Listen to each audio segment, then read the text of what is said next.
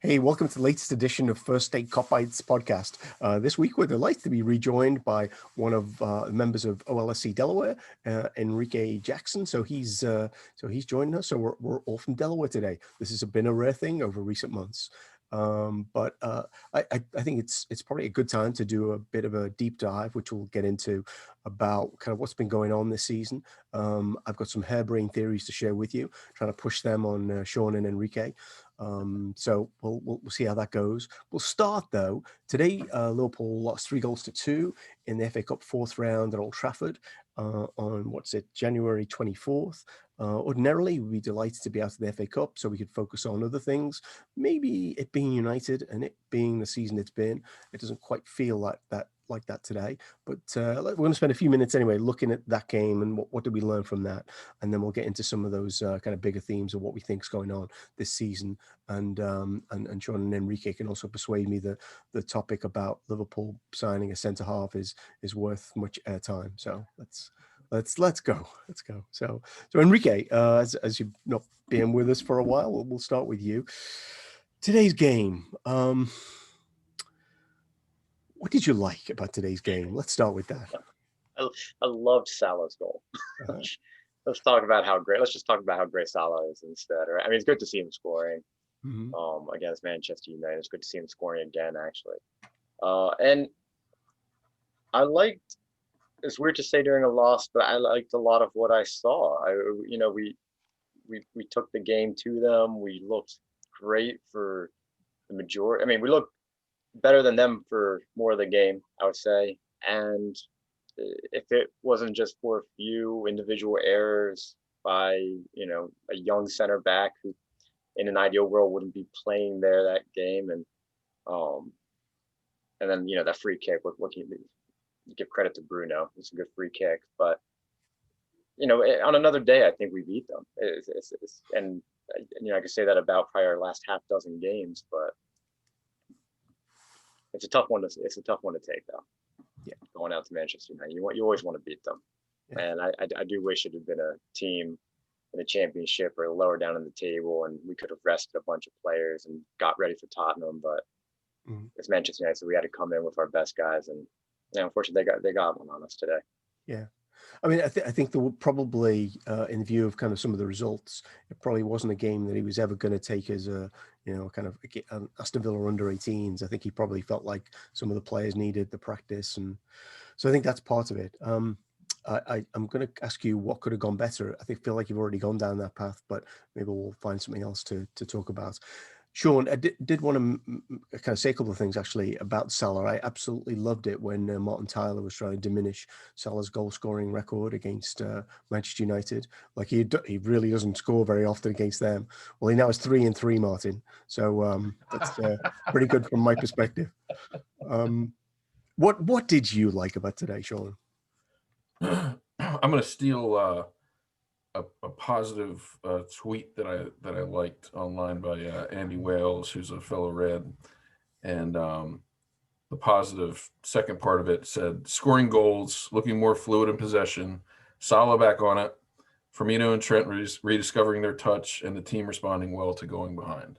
I agree 100% with all of that. I think all of those things were positives today, and I've said for I don't know, at least the last week or two, that at this point, given everything the way it is and the likelihood of us not bringing in a center back, especially whatever, I think the number one thing that we can do to improve us is to get Trent back in form somehow. I mean, he's been out of form all year, basically.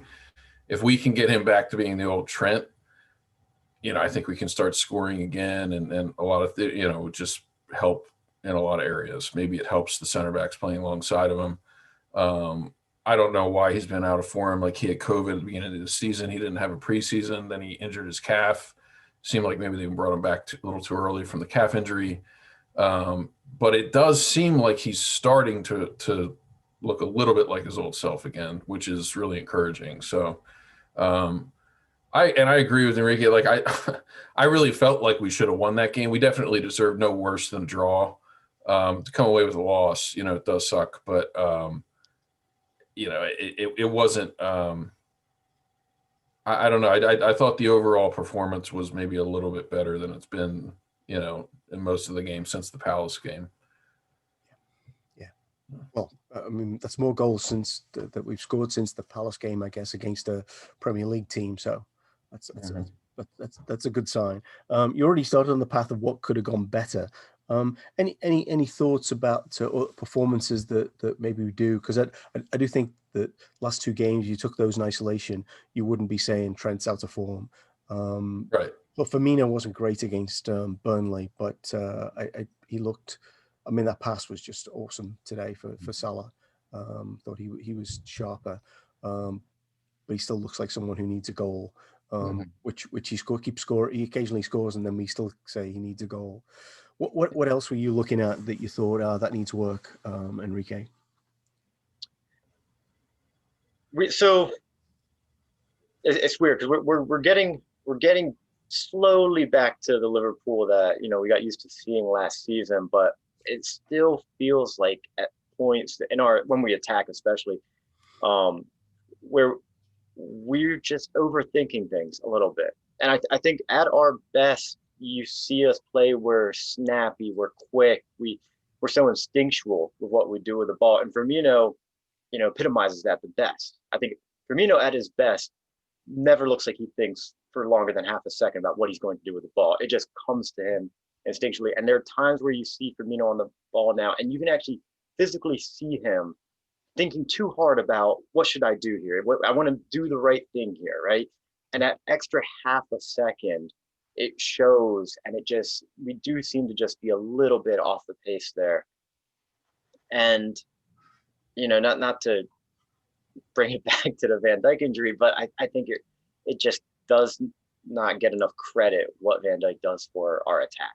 And with him, he is the fulcrum from which we are able to change our point of attack very easily. Or how many times last season we see our ball goes back to Van Dijk and he's pinpoint pass out to the opposite side, and we immediately launch an attack down the other flank. Or and I was thinking that when Thiago signed, he would take over that role, but he hasn't quite done what I've expected to see from him. I don't know if you guys have seen the stats so far flying around that we haven't won a game with Thiago starting yet, which you don't want to see that.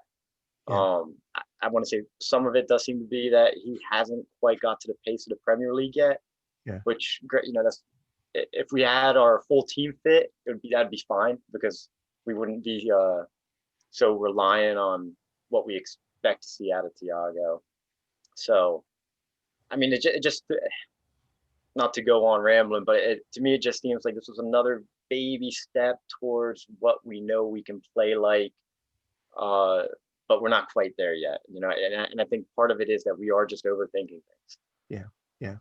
I think that's a good point about. Well, I think there is a point about Thiago, because as great a footballer as he obviously is, there does seem to be a slightly different dynamic when he's on the field, and it doesn't feel like he's slowing it down, but it feels like it somehow is a bit slower. And you can go down that direction, Sean. But the other thing I'd go back to is what you said about Firmino. So last night I watched, not for the first time, End of the Storm, the documentary about last season, and I was just struck by the contrast between Firmino's winner against against Monterrey, we're in the semi-final, where he kind of does that slalom thing. He stops the ball, lets the defense move, he moves the other way, and how slow he looked trying to do the same thing against United. Last week, 2 weekends ago. I know, last weekend, right? Oh my goodness. The COVID time doesn't really track properly, but it just didn't look like the same player. Yeah. So I think there are still, some questions, and we've talked before about, is this just someone kind of, getting older, or is this, a temporary blip? Big question. So Sean, what would you like to have seen that was better? And you don't have to talk about Thiago or Firmino if you don't want to. I didn't think we handled their counter very well. And I guess I can't pinpoint one reason for that, but it's probably, some of that's going to be on Reece, but I also don't want to blame Reece, because he's a 19-year-old and we're relying on him when we probably, we definitely really shouldn't be right now. And he's just not really up to the pace for a game like this. But I mean, that would be it for me. I think I've thought more and more. I mean, obviously losing Van Dijk is huge. It really can't be overstated. If you take the best player out of any team in the world for a season, they're not going to be the same team. It's just, and part of that is the assets of that player, but part of it is just like how the team is built. You build around your best players, and in my view, he's our best player. He's the best center back in the world when he's healthy. And so you take a piece like that out, and then we also lose, Gomez, and then Matip's been hurt, so what all that means is you take Fabinho out of the midfield, and to me, like especially recently, I've been feeling more and more like, let's just figure out a way to get Fabinho back in the midfield. I know he's done a great job at center back, but I feel like that's having a major impact on our attack. When we're playing low block teams, which is also interesting. United did not play that way today when they did the other day. I think Fabinho plays such a critical role in terms of like keeping the ball in they're trapped in their end. He also makes, kind of, interesting passes to kind of break up the defense that we kind of miss. But, even in a game like today, he's going to break up those counters. He's going to fill those gaps a lot better than anybody else can. And so that's where I look at Thiago, and it's like, yeah, Thiago can play the 6, but he's not going to play it the same way Fabinho does. And that role in the team is even more important now that we don't have Van Dijk. So it's like you slide Fabinho back, and now, you're worse at center back, but then you also don't have anyone to really play that role that Fabinho plays the way that he plays it. So, I don't know if FSG is listening to me, but hey, if if you don't want to buy a center back, maybe we can get a defensive midfielder, right? And help out there. Because it's like, to me, it's those two parts of the team, which is like what everything's built on is just not, it's not what it needs to be. And I feel like over time, it's just worn on the team. In addition to having all the other injuries and the compacted schedule and having to play so much, it's kind of just worn them down. I think that's what we've been seeing recently, and they're just sort of out of ideas. So, yeah. Well, so we'll go and talk about this. I think there's a lot of factors actually, and I think not having Van Dijk does not help for sure. But I think one of the other things that that I've heard mooted, I think one of the boys on the Anfield Rap was suggesting, having seen Henderson pinging those passes out from the back, that actually what they might want to do if Henderson's available against Tottenham is play him with Matip, and then play Fabinho as the 6, and have Thiago and another in the midfield against Tottenham, and maybe going forward, which doesn't sound like the worst idea in the world to me. I don't know about you, Enrique. No, it doesn't. I mean, if we got to try some new things, may as well try that. Mm-hmm. And just in case FSG is listening, go give Brighton 40 million for Basuma. I don't know if I think he just scored too. So that's a defensive mid I'd have my eye on with league experience. But yeah, I don't know how much more changing around the positions I actually do want to see. I don't know what you guys think about the Shaqiri experiment we have going on lately. At times I think, he looks really good, but then at other times it does seem like attacks seem to die on him. Almost like he's a black hole, just where all our attacks go to die. I mean, there are periods of the Manchester United match where once the ball got to him, it did not move any further. And I don't know whether to give him credit, because he would go for that ambitious pass, and I don't know whether to give him credit for getting close to nailing that pass, or if we should be critical of him because he didn't nail that pass. I mean, there's a lot of incomplete passes in the league game against United, I should point out. Yeah. That's one thing that stands out to me. I think I'd agree with that in terms of like, it seemed to me, I know what you're talking about there too. It was good to have somebody in that role, but it also felt like he was kind of getting in Salah and Trent's way a lot. And it's not really his fault. It's like they're not used to somebody being there. yeah, And it goes to your point about like just not being in the rhythm, not being sort of drilled the way that we're used to being drilled and knowing where everybody's going to be. Just it goes to kind of the way we play. Um, yeah, I agree. I mean, I think it would. I like the fact that we're experimenting with Shaqiri, but I'm not sure we've really found the best place for him to play yet. Like, um, I'd like to maybe see him play more on the left rather than the right. I don't think that he fits as well on the right, but we'll And see. on that point of rhythm too, it may not even be that our players are out of form, but it's just that we're such a system team that you take out two or three key pieces, right?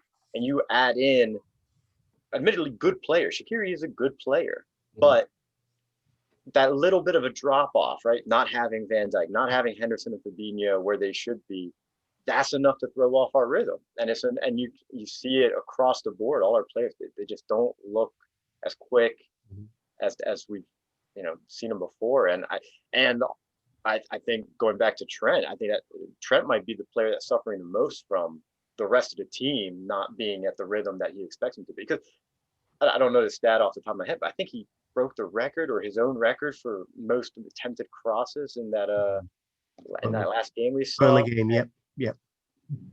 And it's I don't know. I think he also broke a record for giving away the ball the most, but it was because he was attempting so many crosses. And I think if we're at our peak, you expect our guys to be on the ends of those crosses. That's where Trent was racking up double-digit assists easily. Yeah.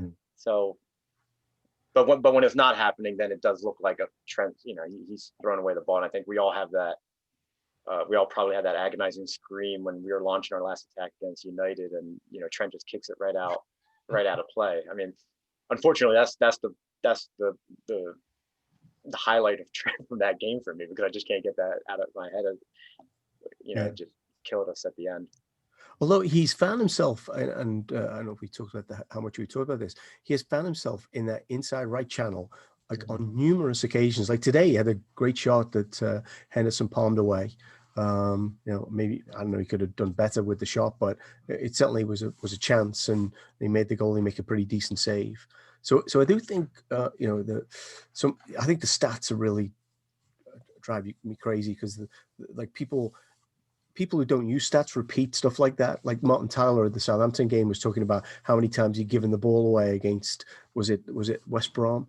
And they don't use stats for anything else. So you have no context for this. Yeah, exactly. But I'm going to use some stats, because I'm going to turn this to like so I think there are other things going on here. And so let's start with an Andrew Beasley stat. We scored 7 goals in 14 shots at Palace, and since then in the league we've had 87 shots, 16 on target, with no goals and an XG of 6.6. So you could say, well, we'll get back to norm, and maybe today was norm, like we scored 2 goals and would normally win us that fixture. But I don't think so. Despite you can be really selective about stats, but I think that's pretty consistent across a 4-game spell that we certainly should have scored more goals than we did. Yeah, I saw an analysis that they were looking at this. This is getting like very stat nerdy here, but looking at the statistical likelihood of how many goals we should have scored over that span from like the 7 point whatever XG we had. Yeah. And what it said was that scoring no goals is actually less likely than us scoring 7 goals. Yeah. Given the XG. Yeah. So it's just, I mean, I think, and part of that I think is maybe the way that they put together XG too, is that they're using like an average of all instances from that spot with defenders in those positions, whatever. I think because I don't think we've gotten very many very good chances. Our XG is more of an accumulation of a lot of shots. rather than getting really good clear-cut chances. But having said that, we're also missing the clear-cut chances that we do get, and we're not making the right final pass and kind of those things. So yeah, I mean, we should have at least scored, 2 or 3 goals over that stretch rather than no goals. But so yeah, we're getting unlucky, and if we score 2 or 3 goals in that stretch, then we're not we're not in the place we are now. We probably have a couple wins or maybe an extra draw or and again, to like get into like the way that a lot of the real stats geeks get into this is like you can look back to periods of form we had last year or other periods of form maybe even that we had this year and say, like, the Palace game is a great example. Like, we probably on average we would not score 7 goals in that game given the chances we got. Yeah. So like if you're looking at it from that perspective, and this is exaggerating a little bit, you could say, well, like, we used up too many of our goals in the Palace game rather than spreading them out. So it's some of it is just bad luck. But I think a lot of it also has to do with, like we were talking about, the rhythm and like how we're creating chances. You brought up Trent. Early in the game, he was getting into that spot. I don't know how they must have changed the way they were defending because they got out of it, but he was getting to that spot they used to get all the time last year. It was like just inside the 18 on the right side. So like if he's making a cross from there, it's much different than making a cross from the sideline all the way like out, 18 yards out. So there's differences in the types of crosses too. So that's the problem with the cross stat is like, well, where are they crossing from? Because if they're crossing from that spot, it's a very dangerous cross. And so, yeah, I mean, we should have scored more goals recently than we have, but at the same time, I think we need to get back into a rhythm where we're creating the types of chances that we used to. Yeah. And I think we did more of that today. Yeah. And I think also if we can, back up and look at the bigger picture over the last, 5 games in the Premier League, right? And this was supposed to be our stretch where I think if you go back to the narrative at pre-West Brom, everyone was looking at our schedule and they're like, we could hit the end of January and Liverpool could be running away with the league at that point, right? So that's another huge point of why we feel so disappointed now, is because those expectations going into this stretch were sky high for us. But it shouldn't be ignored, though, that teams have figured out how to play against us. There is a formula for how you play against this Liverpool team. And at the moment, I mean, we saw it with West Brom, we saw it with Newcastle, certainly saw it with Burnley, and the first game against United in the league, and Southampton too. And I think right now teams, they make a decision and how they're going to prepare against Liverpool is, are we going to sit deep, low block, for the duration, majority of the game, and then just nick that win or go to try and get something, or if we go just down 1, we keep our shape, or do we actually take the game to Liverpool? And it's only this past game against United where I think we saw a team say, okay, well, we're actually going to try and play Liverpool here. And I don't think United try to play us if it weren't for that late Pogba shot at the end of the league game, right? And Alisson making the save at the end. Because I think the narrative coming at the end of that game was, oh, United could have actually stolen it, and fair play to them. I mean, we have the best goalkeeper in the world, thank God. But if that shot had gone in, it would have been a smash and grab victory. And I think they came out of that game and they said, next time we play them, we're going to go for it. Had we beaten them in the league, I think we would have seen low block United again. Yeah. But Klopp has to figure this out, and he's missing some of his toys, right? That's why Diogo Jota was so great to have, because that gave us another, that press high up on the field where we were defending from our forwards up top, right? Jota was like a little terrier at snapping at feet, chasing after balls, and I'd come back to Thiago. He needs to figure out how to get Thiago clicking with this team, and that's just going to come with time. I do think we're going to get there, but when the rest of the team isn't scoring, when Mane and Salah are going through dry spells, it highlights all the other points, all the other players in the team that are also not contributing, whether it's goals that aren't coming from the midfield, goals that aren't coming from Firmino. I think right now it's not just 1 or 2 players that are out of form, but it's just a good number of them. I mean, I think a great point around, and it links back to the XG. I think Mane, I think they all, but Mane particularly over the last I think year and a half has been outperforming XG, and what he scored one goal in, I don't know, 10, 12. It's quite a few matches now, and that's Mhm. obviously making a mess of the XG. Do you want to pick up on about the low block teams figuring us out? Because I have a theory which we're going to explore, if you'll indulge me, about what's going on here. And my sort of my example, so that anyone who listens to this who isn't a Liverpool fan, can't imagine why they would, but if they are, my example actually would be the Arsenal Southampton game yesterday, because it seemed to me to characterize a lot of, I mean, they're clearly not as good as us. And I think there were points today, for example, where it felt like Liverpool were like, we're much better than these. We should be walking all over them. And that was the 15-minute spell, I think, in the second half. But Southampton scored an early goal, or a goal in the first half. Second half was just like a lot of our games where several things were happening. You had this. So one of the theories I have here is that teams like kill the clock, so that they're having to face less pressure because they're taking 20 seconds, 30 seconds over every free kick, goal kick, or throw in. And my evidence for this is the TV companies know it, because now they cut away from throw-ins to like show, I don't know, Hassan Hootel or Arteta or some guy in the stands before they come back, because they've got 20 or 30 seconds to play with, and they know that's dead time. So I think that and that was happening a lot in yesterday's game, and I know it was happening against United because the geek in me was timing how long Luke Shaw was taking to take those throw-ins. And I think it plays into the fact there's no crowd. I think that's a big part of it. I can't imagine Luke Shaw would have been let to just dawdle every throw in as he did at Anfield last weekend. So I think that's kind of one of the things. The other thing that's, and we talked about this before we started recording, is this offside nonsense where the game carries on for another minute, and eventually someone sticks a flag up. Meanwhile, they've wasted another minute, so they don't have to defend against us.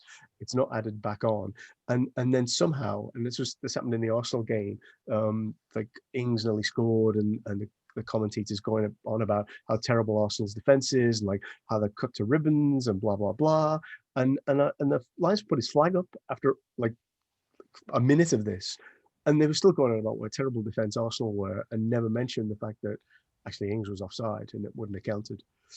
Um, no, so I think there's a lot of time being squeezed out the game.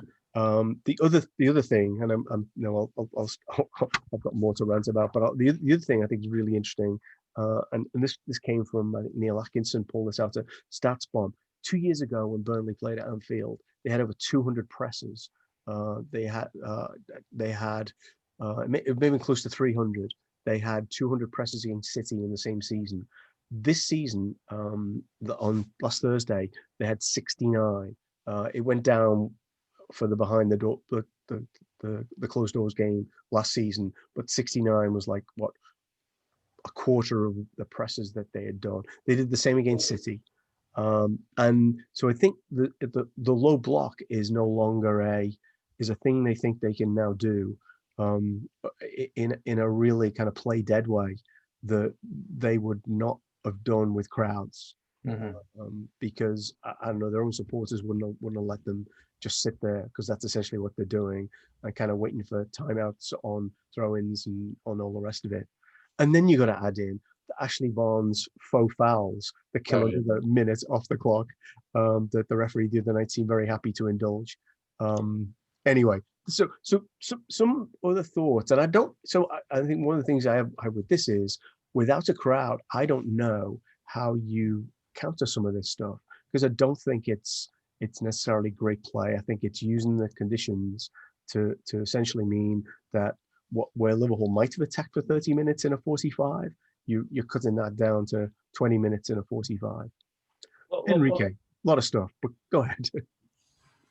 Yeah. So and I think the Anfield rep actually spoke about this, but that's where you need someone on our team in the rest ear every time they're doing that, right? Mhm. I mean, because we don't, you're right, we don't have the crowd making, all the fuss and all the noise about the time being wasted. But I'm not sure who on that field when Henderson's not there and when Milner's not there, that's in the rest ear. And actually, I only noticed because I had to look it up after the frustration of the game. But in the Burnley game, do you guys happen to know who our captain was? Wijnaldum. Yeah. One on them, yeah. Yeah. What do you guys think about that? A player that isn't re-signing his contract, I mean, do you think, not to take anything away from him, and Wijnaldum will always be one of my favorite players for many reasons, but it does give me a little pause that we're giving the armband to someone who maybe not because of intent, but just maybe subconsciously isn't taking that role 100%. Like I'm trying to think of who was on the field that day that I would give, maybe Allison instead or Fabinho, but yeah, there's something there gives me pause that we have a player that isn't re-signing a contract. It's, as professional as he is, somewhere in his mind, there are the thoughts of where he's playing next season. And it's probably not a Liverpool. And, we expect him to come out and lead the rest of the team. I don't know. What do you guys have any thoughts about that? Or are you guys okay with Wijnaldum? I thought it was a little weird, but I also read a line of, apparently Klopp did this with Emery Chan too. Like after it was clear Chan was leaving, he made him captain one of the games. So I don't know if it's just a Klopp thing, like he wants to make him captain one time before he leaves or something. I don't know, but it was a little odd. But I think It's that a I don't know thing because when I was been there longer than No. So it might have been something just the Klopp was doing out of respect to him or something. I don't know. I don't have a good explanation for that. I just know that somebody else commented that he did the same thing with Chan when he was leaving too. I have the explanation. Okay, good. Apparently they did a vote, and this is like 2 years ago now, about who, if Henderson was captain, Milner was vice captain, they voted on who would be the third and fourth, and they in the poll, Van Dijk came third and Gini came fourth. Oh, okay. That's why he's there. You go. Yeah. But I do think you make a legitimate point about, well, that was then, and if we're looking forward, yes. That could be a piece of it, and I do hear we need someone in his ear, but you're really going to be in his ear the whole game about how long is he taking over that throw in? Because at some point he's going to tune you out, right? Well, there's so much. I mean, so many instances where you could be refereeing this better, you could be refereeing this better, that I'm guessing that nothing gets said. Yeah, but I mean, it can't just. I mean, everybody notices it, right? Uh-huh. Even against United in the league, I was watching with a friend of mine who doesn't watch often enough, but I remember, I think it was at the 71st minute exactly. United win a corner, and I got up and I said, "You want me to grab you a beer, right?" And I think he said, "You're not watching the corner." And I was just like, "I promise you, United won't touch the ball until the 71st minute." And it was like 70 minutes 5 seconds at that point. So 50 seconds away. Yep. I had time to go to the fridge, grab some beers. I came and sat down, and I kid you not, they did not touch the ball until 71:02 or something, right? And he just, my buddy just turns to me. He's just like, "I can't believe you called that." I was like, "It's the most obvious thing you could have called, because they've been wasting time since the beginning of the second half." And I mean, and I think like Paul made the point, the cameras do pan away. They go to show the coaches. They show Maguire just going for a nice stroll up to the box. He walked the entire way from their back line all the way up to our box for the corner. I mean, he was in no rush. None of them were, and it's just frustrating when we were a high intensity team that likes to play at a very fast pace, and teams know that that's how you slow us down. You break our rhythm up. You waste as much time as you can. Yep. I've got to come out on the low block thing too, Paul. I think that does. So it's not really a new problem. And we used to have struggled with the same problem before we had Van Dijk and Fabinho in the team. And so what having both Van Dijk and Gomez especially, but also Matip, allows us to basically press everybody, because that's when we play a very, very high line against these teams. Yeah. And Fabinho played a key role in basically breaking up those passes over the top. So there are two things. One, they'd clear it out, and we'd always win the header. Either Van Dijk, Gomez, Matip, or Fabinho would win the header.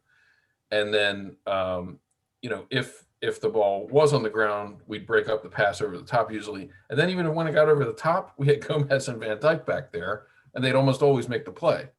So we don't have any of that now. So what I see happening is we're being more conservative, holding our fullbacks back a little bit, knowing that we're likely to get that ball over the top. And it's just, that's a big part of what's throwing everything off. Because we can't press forward the way we used to, because we know we're vulnerable there. And to your point earlier, I actually, originally I was like, no, don't play Henderson at center back, please.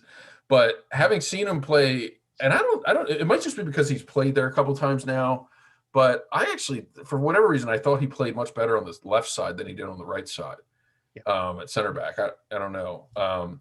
But I'm to the point now where, like, if we can get Fabinho back in the midfield, especially against those low block teams, I think we should do whatever we have to do that, because I think it would help us out a lot. And, you know, maybe help us get back to playing more like we used to, especially against those teams. And, you know, like I said, I think Henderson played pretty well the last time he played center back on that left side. And if he's playing alongside Matip, you know, especially against teams in the bottom half, like, why not? You know, so yeah, I think Henderson has to just play in midfield when he's, well, I don't know.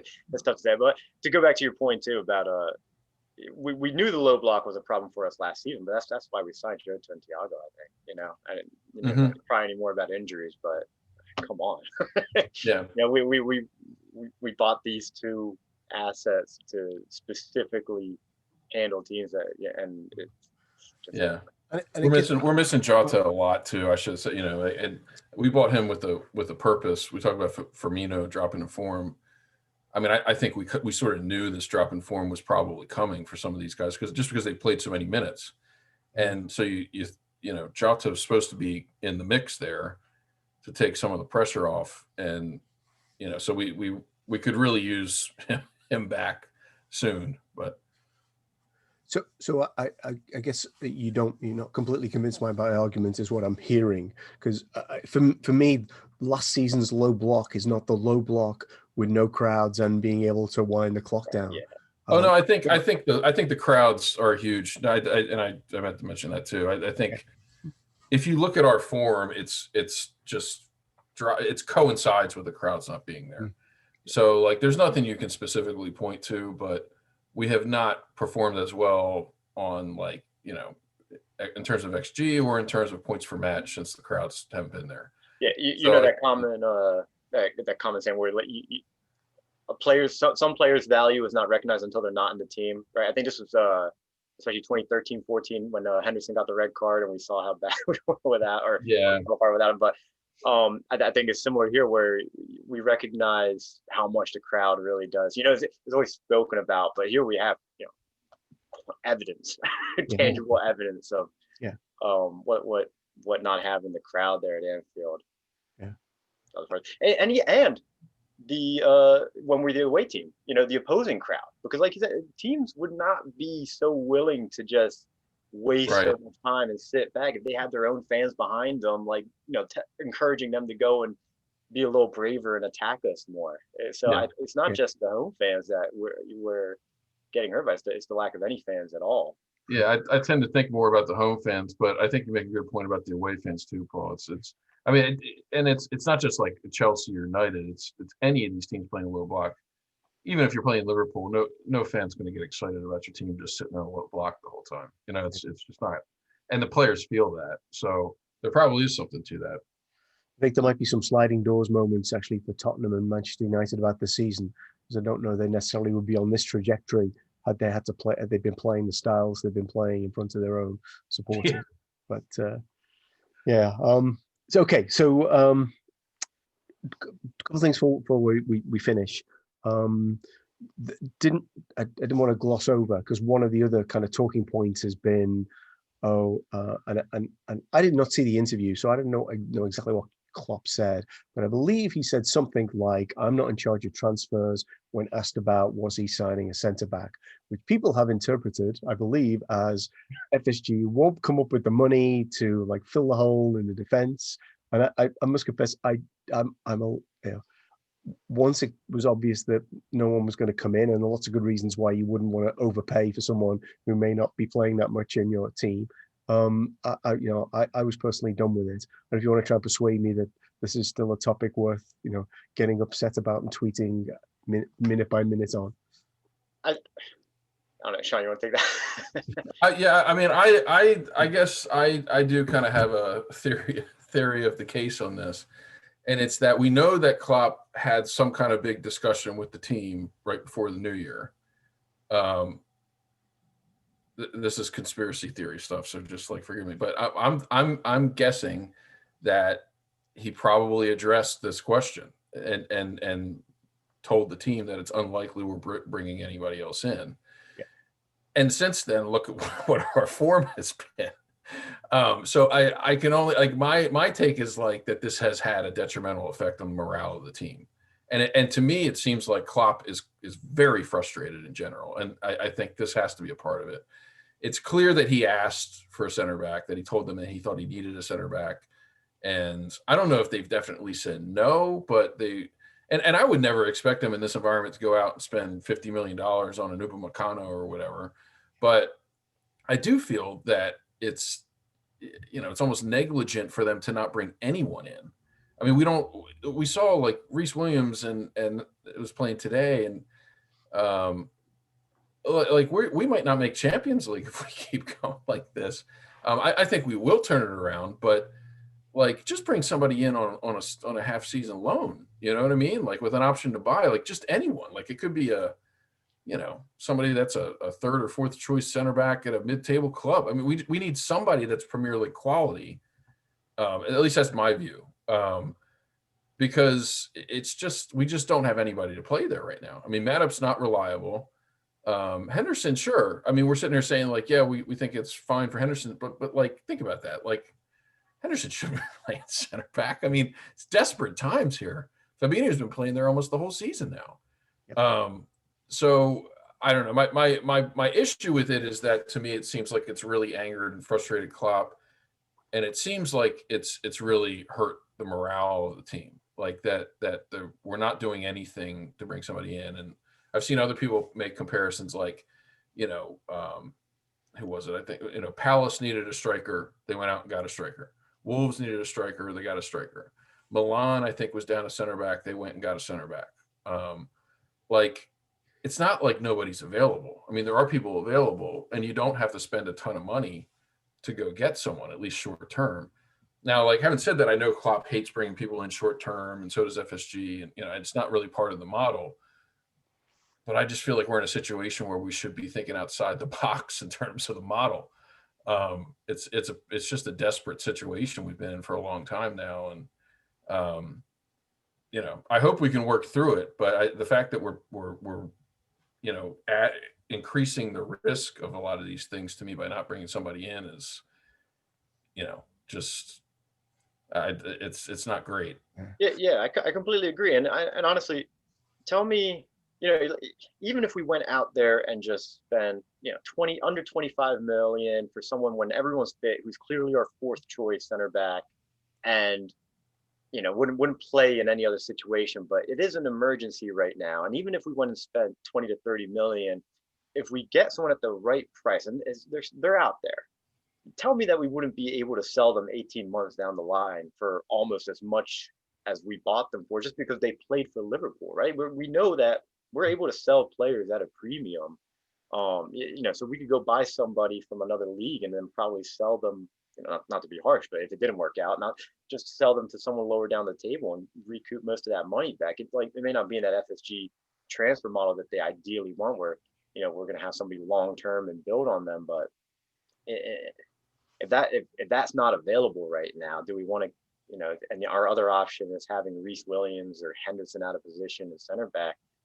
I think we got to look at that option. And then the other side of it is, how much would just any signing right now boost the fans, boost the rest of the team, just bring about a better energy to counter this poor run we've been on? I think you could,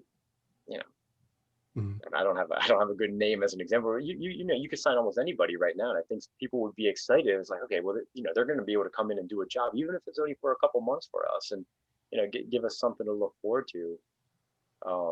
Having an actual center back play at center back, and to talking about the Milan signed, was it Fikayo Tomori from Chelsea? Not that I think Chelsea would have ever helped us out, but I would have taken Tomori for 6 months. He had a good spell last season. Well, we know there are people that like Diop from West Ham. They've said that they're open to loaning him out. Why wouldn't we get him?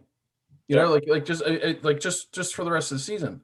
The idea that there isn't anybody out there available is just like, that's just nonsense. Like, don't tell me that. I mean, like, like I don't buy that. Like and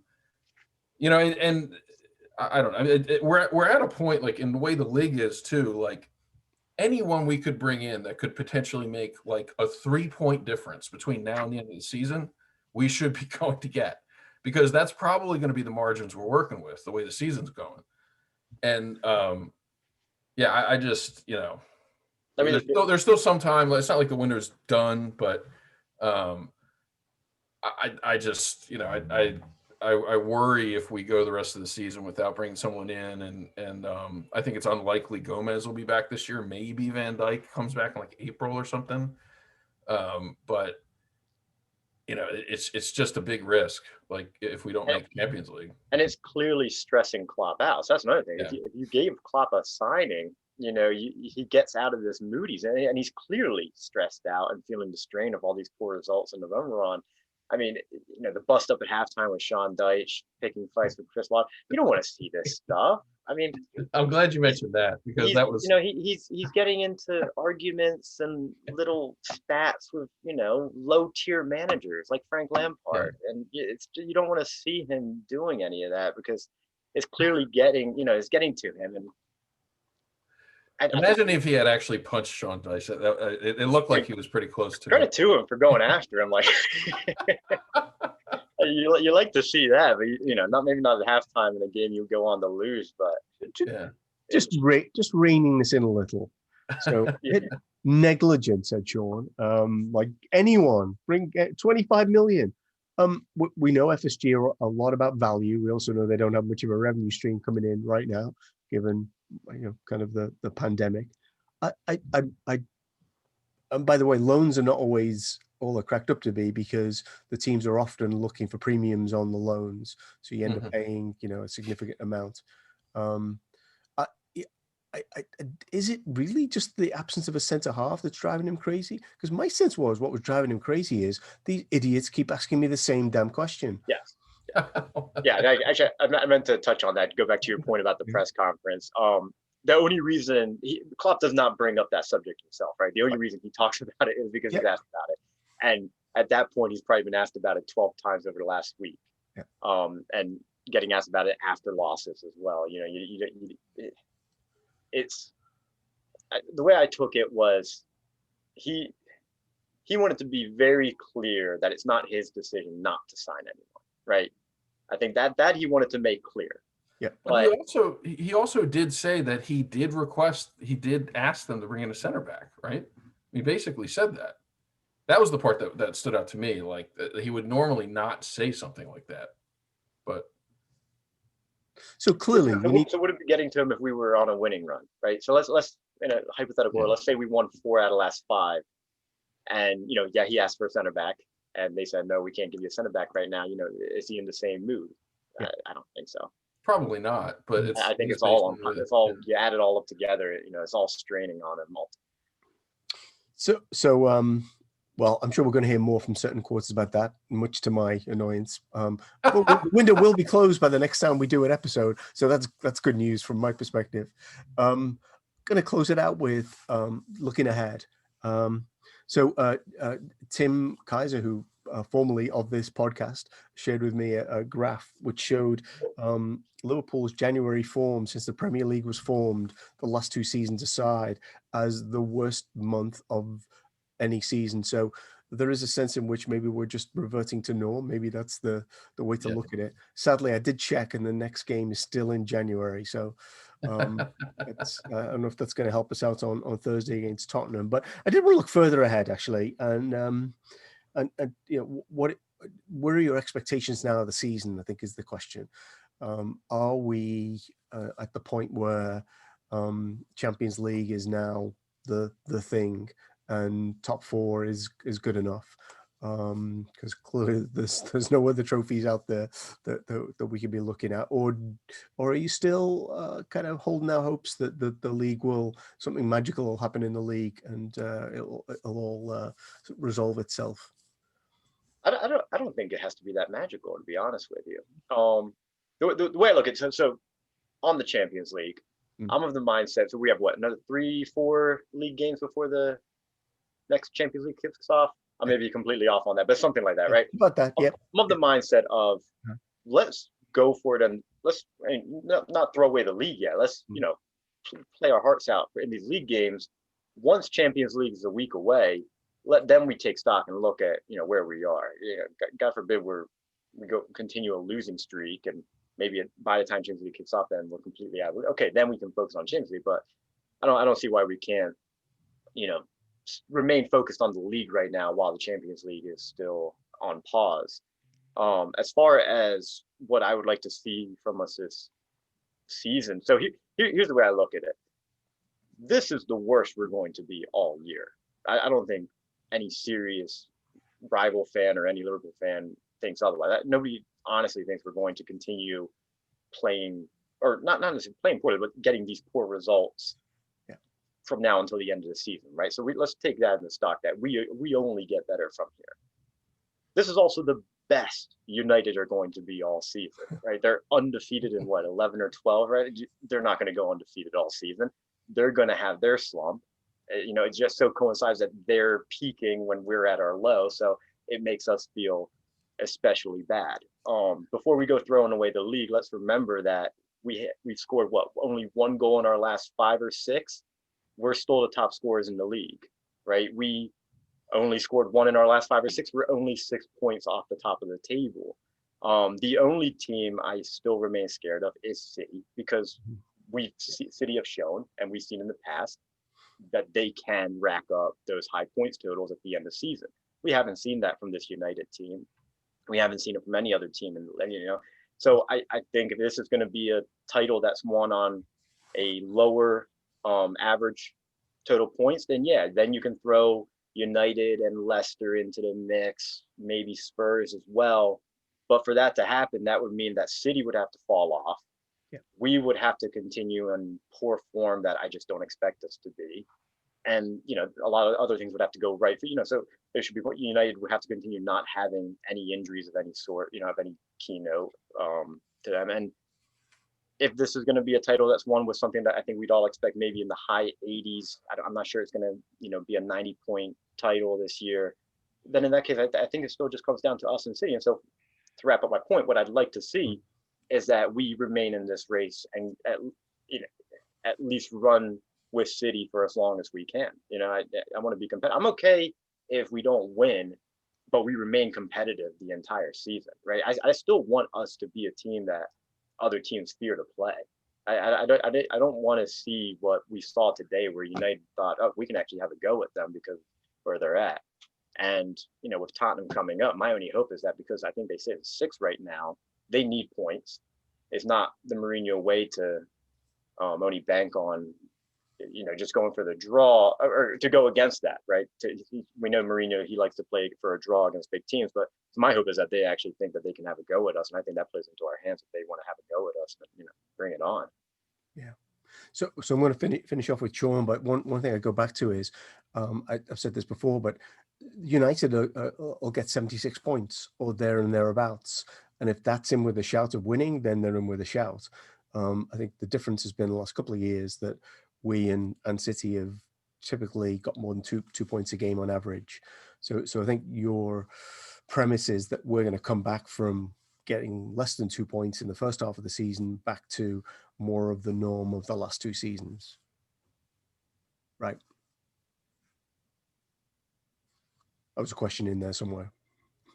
I agree. I think he was talking to you, Enrique, but I agree. I agree that we'll get better. I guess that is dependent on no more injuries, though. So like we have to continue to get better and stay healthy and not get any more critical injuries. do we know what's going on with Henderson? I mean, hopefully he's back in the next game, but it's a little concerning to me that he's missed the last 2 games. He's had more injuries than most people want to talk about the last couple of years. And when he's out, it hurts us. I mean, we all know that. So that's a worry too. I guess I sort of, I'm at the point now where I'm definitely not counting us out from the title, but I'm concerned about getting top 4 now. I agree. Like the City, I think, are far and away the best team. They have been for maybe 2 months now. But if we keep going at the rate we are, we're going to be kind of right in the mix with the Spurs, United, that kind of crowd, Leicester. So yeah, I don't know. I mean, I think we'll make top 4. We probably won't win the title at this point, but the title is not out of the question. If we can kind of get back to form. But just to your point, Enrique, we actually have 5 games between now and the first Champions League game. So like the fixture congestion doesn't ease up until the middle of March. We're going to be going like this for another month and a half. Yeah. And our opponents are going to be a little bit more difficult, in some of the games coming up. So, which might play into our hands if they're not sitting in a low block, because that seems to be really what has we've struggled with the most. But it'll be interesting to see. I mean, I think we will get top 4, but I wouldn't have said 2 weeks ago that I was even concerned about that, and now I'm getting concerned about that. So I guess that's where I'm at right now. But thanks, Sean. Thanks, Enrique. I'll wrap up with a couple of thoughts. So you talked about injuries being a factor. One thing I would say is that obviously, Keita, hopefully, Jota should be back in the next time period. I don't want to kind of go too much on Van Dijk's availability, despite the fact he's kicking a ball. The downside is we play Everton in the next run of 5 games. And on that note, I'm going to end the show. Enrique, again, thanks so much. Sean, great to see you. For having me. Enjoy. Subscribe if you haven't already. I'm sure you've subscribed if you're listening, but thank you.